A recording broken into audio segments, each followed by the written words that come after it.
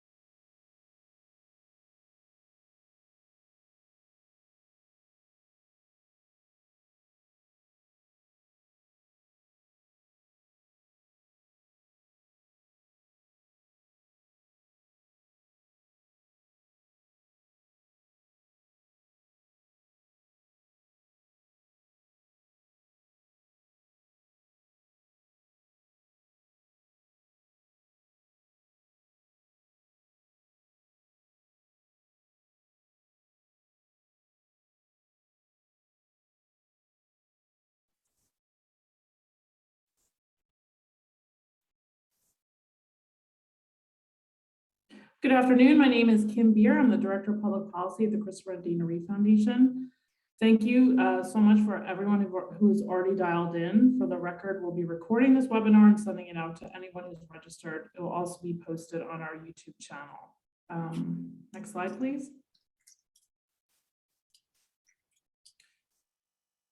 Today we have a really robust agenda. We're really grateful that we are at the end of FY22 appropriations. We'll give you a little bit of a recap with a huge win on our part. So I want to offer my congratulations and thanks right from the onset.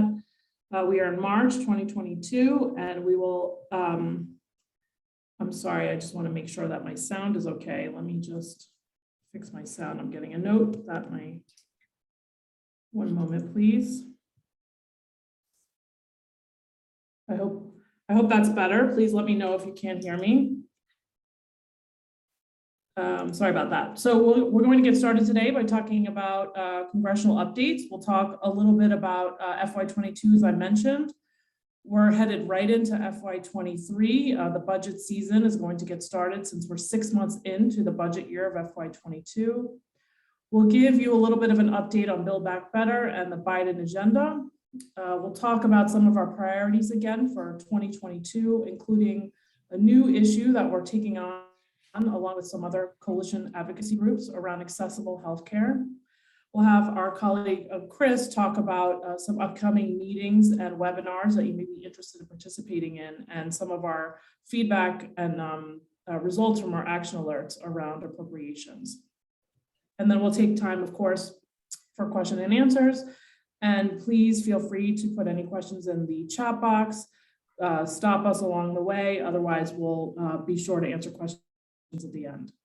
And as a review again, I'm Kim, our colleagues Celicia and John will be on from Waxman Strategies, and as well as Chris Carson, our policy and advocacy coordinator. Yes, I want to acknowledge, before we get to our congressional updates, I want to acknowledge that the House of Representatives lost a giant this past week. Congressman Don Young, who is a Republican from Alaska, died on March 18th at the age of 88 years old. He was first elected in 1972, and he was the longest serving Republican in history. And Congressman Young was a champion and a steadfast supporter of people with disabilities, co-chairing the Bipartisan Disabilities Caucus. And last year he helped, he has many accomplishments, but most recently he helped Representative Langevin co-sponsor a letter to CMS on one of our long-standing advocacy issues. He will be missed, his presence, his personality, his dedication to Alaska, and of course for all people with disabilities. So I just wanted to acknowledge his work and his life. And I think now I'll pass it over to my colleague, John. John, let's talk about FY22. Great. Thank you so much, Kim. And thanks to everybody for joining today. So as folks who've been following this might remember, the fiscal year of 2022 is actually at the federal level, it's well underway. The fiscal year started October 1st. But as tends to be their way, Congress did not finish the final funding bills or appropriations bills for fiscal year 2022 until several months into the fiscal year, as is fairly common. So they did finish that work with a passage on Friday, the 11th of March, of what's called an omnibus $1.5 trillion appropriations bill. Omnibus just means that they sort of package together the funding bills for different agencies that in an ideal world or in the original sort of conception of how this is done would pass separately, but they passed them all together and ended up passing that on the 11th of March. So just wanted to go over a few things that were contained in that overall package. Big picture, there were months of negotiations that went into the getting to a final agreement on the package. It increased both domestic spending and defense spending. And typically with these big pieces of legislation, there's a desire by both parties to see some form of parity. In other words, the idea that defense spending increase or decrease, but typically increase by the same amount or roughly the same amount as domestic non-defense spending. So that followed here with a slightly higher increase in domestic spending. The bill also, beyond just sort of doing the work of funding all the various programs in the government, included a number of additional provisions. Probably the most prominent was it included additional funding to support Ukraine, both with humanitarian and military assistance. Obviously not our area of expertise, but there were somewhere in the neighborhood of $13 to $14 billion in funding for Ukraine included in this package. There was also scheduled to be about $15 billion in additional COVID funding, largely for testing infrastructure and some of the therapeutics for COVID. That funding was dropped from the package very close to the last minute on Thursday or Friday of that week, because there were disagreements over essentially how that funding would be paid for. Would other funds be cut in order to pay for new COVID funding, specifically funding that's already been allocated to state and local governments around COVID? That was the original proposal, but there weren't enough votes in support of how to pay for part of that funding. And so Speaker Nancy Pelosi actually made the decision at the last minute to pull it out of the package, and that the fate of that money remains in limbo. There's still likely to be efforts to provide more COVID funding, but it's a little unclear what the path forward there is. So to narrow in a little bit, I think first and foremost in the appropriations process, we are always following a number of priorities, but sort of first among equals in those priorities is the funding for the National Paralysis Resource Center, which we're happy to report, and Chris, you can go to the next slide, saw an increase in funding this year relative to last year. So in essence, in prior years, total funding for the Paralysis Resource Center program at ACL, the Administration for Community Living, was in the previous fiscal year was $9.7 million. That $8.7 million of that total was set aside to go to the National Paralysis Resource Center, which is operated by the Reeve Foundation under a competitive grant process. This year, the total top line was actually the same from Congress of $9.7 million, but a higher proportion of that funding has been directed to the National Paralysis Resource Center. So part of the reason for that is ACL had previously used some of that funding to fund what it called the State Pilot Program, PRC program. They've now ended that state level program and Congress has now directed a portion of those resources to enhance the activities of the National Paralysis Resource Center. So overall, this is a really big win. It's an increase of about $500,000 in annual funding for the National Paralysis Resource Center. I know folks at the Reeve Foundation and ACL are hard at work figuring out exactly how those resources will be used and what activities will be grown and supplemented with that activity. But this definitely would not have been possible without the dedicated advocacy of folks on the call with Kim and Chris and their team and the leadership of the Reeve Foundation. So it's an exciting development. And we'll keep folks informed about what those funds will be used for going forward. There are a handful of other items that we followed closely and advocated for, including with grassroots action through the appropriations process. So just to look at a couple of those, we were really pleased to see an additional $2 million was included to support spinal cord injury model systems programs, which is a program within the Administration for Community Living.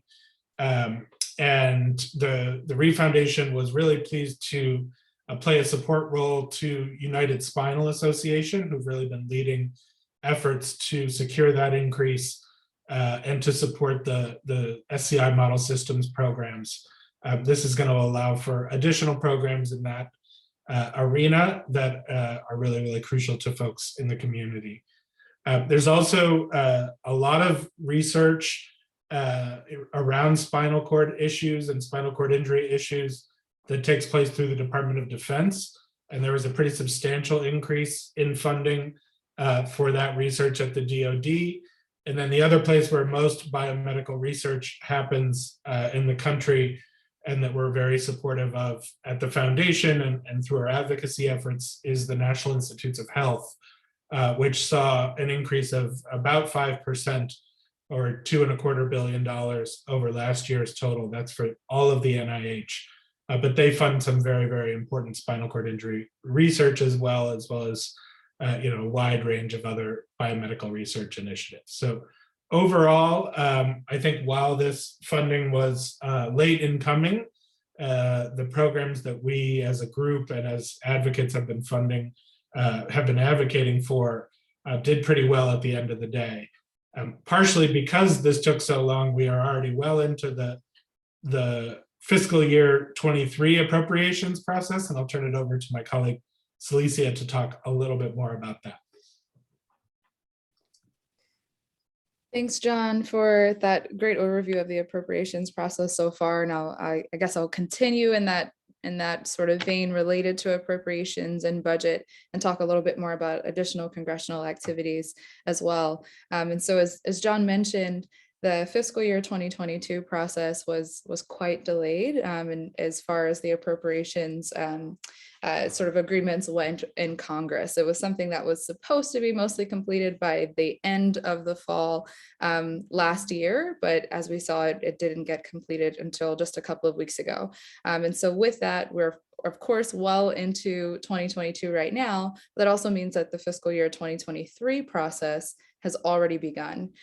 With that, normally how it sort of starts off is that there's the president's budget request that comes out that normally kicks off the budget and appropriations process. And what we're expecting to see is for the president's budget request to come out sometime next Monday. And hopefully we'll also see a number of those areas that are priorities for the administration, as well as some of the priority areas. Hopefully there's alignment with our organization as well. And so that hopefully comes out again next Monday. But again, since it's the president's budget request, it doesn't mean that anything is set in stone. It's more of where sort of seeing where the starting ground is and where some of those priorities are with that.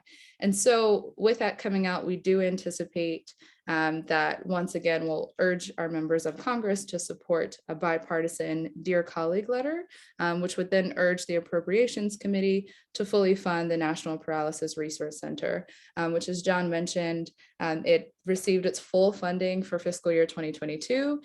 Huge congratulations to everyone here for receiving that funding for the Paralysis Resource Center. But of course, we want to see that happen again for next year.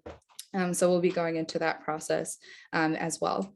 The Reeve Foundation, in addition to not just the funding for the National Paralysis Resource Center, but also the other sort of appropriations priority areas that John just shared, will continue to partner with other organizations and coalitions to continue supporting those priority areas as this process gets underway. So we'll keep all of you updated on that process too, since we are well into it now. In addition to that, as you all know, I think on the more uncertain, less clear side of things is the Build Back Better legislation. That has sort of come essentially to a halt right now as far as the progress on the Build Back Better legislation goes. One piece of that comes from the fact that there are other congressional activities that have been more highly prioritized recently. Some of that, as you all know, is related to the Ukraine and Russian conflict that's happening right now, as well as there's Supreme Court hearing confirmations that are happening currently as well, and a number of other priority activities. So the Build Back Better legislation is currently in more of an unclear state. Just as a bit of a recap, last November, the House passed their Build Back Better bill, which had approximately $1.7 trillion, and it was passed on a party line vote. However, once it reached the Senate side, there were a number of disagreements among Democrats, one of which is Senator Manchin, who sort of forced that progression of the bill to that halt by the end of 2021, what we saw right before folks left for the holidays. So now there are discussions that are still underway. More of them are private, so we're not seeing as much of the sort of public conversations happening and reportings on this Build Back Better legislation. But what we are expecting is that it will be quite different from what we were initially seeing last year. So this means that there will likely be specific provisions that are carved out that may have a bit more support, but the bill will likely also be significantly smaller than what we initially saw from last year as well. So we're continuing to monitor the progress around the Build Back Better legislation, especially one of the priority areas on home and community-based services and the provisions related to that. So we'll keep everyone, of course, updated as we continue monitoring it, but again, that sort of progress remains unclear for us. So I will pass it over to Kim as we sort of talked about those priority areas for this as we go into this year to talk about 2022 advocacy priorities. Thank you, Celicia and John. And if my sound isn't good, please just let me know and I'll do my best to fix it. I want to quickly review, I think in the last webinar we had, we did a little bit of an overview of our 2022 Reeve advocacy priorities. Many carry from year to year, congressional cycle to congressional cycle. But I wanted to highlight a new one that we're working on. But just very quickly, we of course, as John and Celicia talked about, will continue our advocacy around FY23 for the Resource Center. As a reminder, we have to get these dollars appropriated every year for us to be able to continue and expand our services. So again, we're very grateful for your dedication and hanging in there every year as we communicate with Congress to continue to describe its impact. So thank you for that. We'll continue there. We'll continue to focus on preserving and protecting and improving accessibility policies and statutes, especially around the Air Carrier Access Amendments Act. We've made a lot of progress securing more co-sponsors, and that's really due to your advocacy and becoming well educated on the bill, but also sharing your personal stories, which are quite harrowing many times hearing them. And we hope to make some more progress there And as you know, and as Chris has mentioned before, and we had our colleague Heather Ansley from PVA, we will continue to work with all of our coalition partners on advancing this bill. The third and fourth priorities, we are continuing to work in our coalitions to improve coverage for Medicare and Medicaid. And we are still in the midst of our national coverage determination request, which means we are asking Medicare to cover standing feature and seat elevation for Medicare beneficiaries. And we have been working on this for years, and we hope to come to some kind of resolution this year. We are again so grateful for everyone's support, congressional support, and our advocates in continuing to advance this. And we really hope we can get this over the finish line this year. Our fourth priority, and the Reeve Foundation is in the process of hiring a chief scientific officer, and we are so thrilled that this person may be on board soon. And we hope to then have that person on one of our webinars soon after to talk more about the basic research that's done on behalf of people with paralysis and spinal cord injury. And we also, in the meantime, we continue to increase funding or advocate for increased funding at NIDLR, which, as we mentioned in our last webinar, is a new issue that we're taking on. And we hope to have the director on one day soon, as well as our partners who advocate with us on this is United Spinal, who really lead the efforts. And as John mentioned, we were successful in FY22, getting increased funding there. So we'll learn a little bit more about their impact and what that institute does, as well as at NIH and the Department of Defense. It's really important to continue to advocate for increased research. The new priority, which falls into, I would say, the civil rights, preserving civil rights, is around accessible healthcare. And you may or may not know, and we can include this in our communication when we send out our recording, the Reeve Foundation has worked for the last 2 years to educate the community on, and I don't have to educate a lot of you on the lack of accessible healthcare and how this is a federal issue, a civil rights issue. And the foundation, along with, again, many of our coalition partners, are working together to really encourage the Department of Justice to enforce some healthcare provisions through these standards that were passed several years ago. And Chris will give an update in just a second. But it's really important to the foundation that we get increased federal data on disabilities so that we can understand more about patients and those seeking healthcare. We want to ensure also that residency programs include disability competency training, which is long overdue and really, really important. And some of our quality of life grants at the foundation have funded some of these pilot programs. We need to see this across the country. And then finally, and I'll pass it over to Chris in just a second, but we want to make the U.S. Access Board medical diagnostic equipment standards mandatory requirements for our healthcare providers.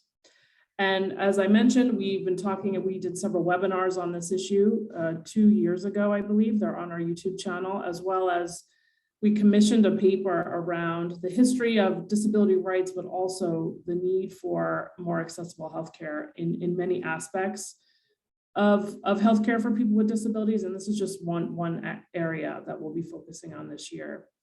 And we work very closely with the chairman of the National Council on Disability, Andres Gallegos, who helped us with those webinars. He helped us write that paper, and he has made this one of his top priorities at the NCD. And Chris was able to attend on behalf of the foundation. I'll pass it over to you now, Chris, talk a little bit about that meeting you attended. Thank you. Thank you, Kim.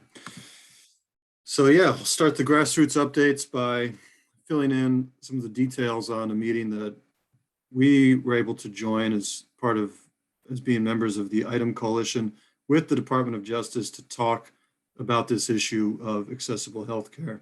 So this was on March 3rd, so accessible healthcare and accessible medical equipment. March 3rd, we in the ITEM Coalition, we met with staff at the Department of Justice, and we were able to share some of the stories that we hear from the community every day about the barriers that people face in getting the healthcare that they need and related to accessible medical equipment. And while I wish I could say it was a lively conversation, it was really more of a listening session. And the staff at the Department of Justice were really good at listening to all the stories that were shared, and they gave us one takeaway piece of advice to pass on to the community, which is the importance of of filing complaints with the Department of Justice when you encounter inaccessible healthcare facilities or you're having issues with inaccessible medical equipment.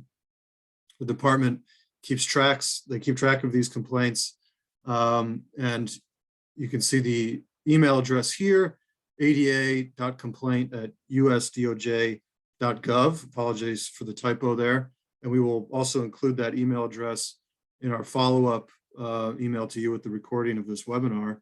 But if you're having any issues, file a complaint with the department through that email address, and then reach out to us here at the Reeve Foundation if you have, and let us know that you've done so. And we were given a contact at the department where we can elevate that complaint and let them know that it has been delivered, so that we know that they see it and that they're able to log it. Much like in a previous webinar that we did around accessible air travel and the Air Carriers Access Amendment Act, Heather Ansley at PVA talked about the importance of filing complaints there with the Department of Transportation. It really is sort of the start of these important conversations to get it on record with those departments, what it is that you're experiencing and how it's impacting your life. So we'll be sure to follow up with that email address so you can all have that resource handy. And speaking of the Department of Transportation and the Air Carriers Access Act, we initially were going to have this webinar on March 24th, but we moved it up 2 days because we wanted to make sure that everyone in the community would be available to attend this public meeting with the Department of Transportation on air travel by persons who use wheelchairs. This is going to be March 24th. It is an all-day meeting from 10:15 to 5:30 p.m. It's going to be broken up into 2 different sessions. And you can see there in session 1, the department is going to talk a little bit about the current state of affairs and some regulations. And then we will hear from our coalition partners with the Air Carrier Access Act Advisory Committee. That's the Air Carriers Access Working Group, which the Reeve Foundation is a part of. Heather Ansley at PVA, who we've mentioned and you've all probably met on a previous webinar, really leads the charge on that issue. And she's been key in keeping all of us on goal and getting the word out to our various communities about this upcoming meeting. The goals of the meeting, as outlined there on the right side of the screen here, the department wants to learn about the challenges encountered during air travel by wheelchair users, actions to prevent or minimize damage, delayed, or lost wheelchairs, actions to ensure a safer transfer process, that would be transfer from your wheelchair to the aisle chair, and would like to hear from the community about best practices for assisting wheelchair users when personal wheelchairs are mishandled. So the department had a period of open comment that we shared with the community and some of our regional champions through social media and in our weekly newsletter, that they were soliciting comments to a variety of questions. They had something like 120 questions that they posed to the community. You're able to submit those ahead of time through email. That period has now been closed, but we will send along the registration link for you to actually attend the meeting so you can follow along with what it is that the department is being told from the community, how they're responding to these issues, and you can follow the advocacy from the Air Carriers Access Advisory Committee. Session 2 will include a Q&A to help inform the department on appropriate next steps for addressing air travel concerns of wheelchair users. I can follow up on this. I'm not sure exactly if that comment is going to be open to the public who are on the webinar, or if they've selected people ahead of time to engage with the Q&A. I will look into that and follow up with our follow-up email here. And we'll be sure to include the link so that you can register and you can join. You know, this is a really important meeting. I know from working with the Air Carriers Access Advisory Committee, they've been trying for a long time to have this meeting and to get in front of the people at the department. So it would really be great if we can get as many folks from the community there as possible. to show that this is really an issue that matters, and so that they can see, what it is that the community expects the department to do to correct these ongoing issues for wheelchair users. So stay tuned. We will have more resources and information around this meeting soon. Another event for you to put on your calendar, March 30th, our friends at United Spinal will be hosting a webinar. As Kim mentioned, NIDLR. United Spinal will have the director of NIDLR as their guest speaker at this webinar, Dr. Anjali Forber-Pratt, who is a good friend of the Reeve Foundation as well. So we're looking forward to this event. The descriptions ask you to tune in to find out what United Spinal Association is doing to help maximize rehabilitation outcomes for people with spinal cord injury, and what you can do to join future advocacy efforts to help your fellow spinal cord injuryers. So we will be tuning into that event. We were lucky enough to work with United Spinal Association, as John mentioned, on funding for spinal cord injury model systems. And we look forward to continuing a really robust and fruitful relationship with United Spinal as we work towards our overlapping priorities together. So I will be sure to include the registration link for this webinar as well in the follow-up email. Brief update for everyone on some of our recent grassroots action and action alerts around top priorities for the foundation. We put out a number of action alerts for funding for the National Paralysis Resource Center. It was sort of a two-parter that we did ahead of the vote on the FY22 Appropriations Omnibus Bill. And the community really responded. We had 937 advocates.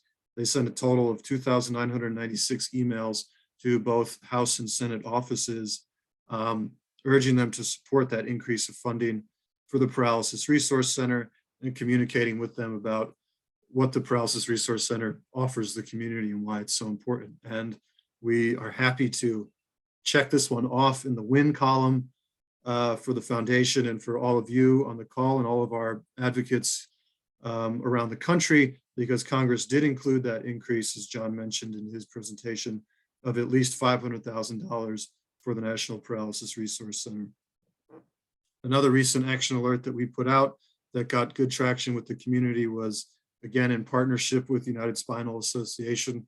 We were advocating for that funding increase to spinal cord injury model systems. 600 advocates sent 1,861 emails urging their members of both the House and Senate to support that increased funding. And as a result, we got another check in the win column, because Congress did include that $2 million increase in funding for spinal cord injury model systems. And for those of you that did take action, you might remember this $2 million increase is going to help increase the number of spinal cord injury model systems nationwide. We know that currently there are 14 spinal cord injury model systems across the United States. That $2 million increase is going to push that number up to 18 to better reflect the growing number of people living with spinal cord injury in the US. So we're really excited about both of these wins. We have to give a big thank you to all of you in the community, all of you on this call, by getting involved in these action alerts, sending your emails and your letters to your congressional offices, following up with meetings with the congressional staff that you've cultivated relationships with. It does have a difference, and you can see it here as we've got these increases in funding for these programs that we sought. So thank you all for that. And with that, we will turn it over to you now and give you an opportunity to ask us any follow-up questions that you might have around what we've just presented. So thank you. Thanks, Chris. It looks like Keith pointed out, just as a note, that on the slide that where we talk about where individuals can file their complaints with the Department of Justice, there might have been a typo. So once we send out the slides, we'll correct that typo for the email address. Yes, absolutely. Thank you for noting that, Keith. So Yeah, we'll make sure thank that you all have the right email address when we send it out. I wanted to, it doesn't look like we have any other questions. And again, this will be recorded and sent to those who registered and every member of our Regional Champions program. I wanted to just first acknowledge that, we're a quarter through the year. We're in an election year, and we still have many priorities we'd like to see get over the finish line. And we can't do that, obviously, without our amazing and robust and growing advocacy program, which I really have to give kudos to Chris for, because he's really built this program over the last 2 years. And we are thrilled, but all equally as sad to note that Chris will be moving on in his professional career to a new position, still in DC. Thankfully, I'll be able to see him, but I wanted to publicly thank him for everything he's done for the Reeve Foundation and for our advocates.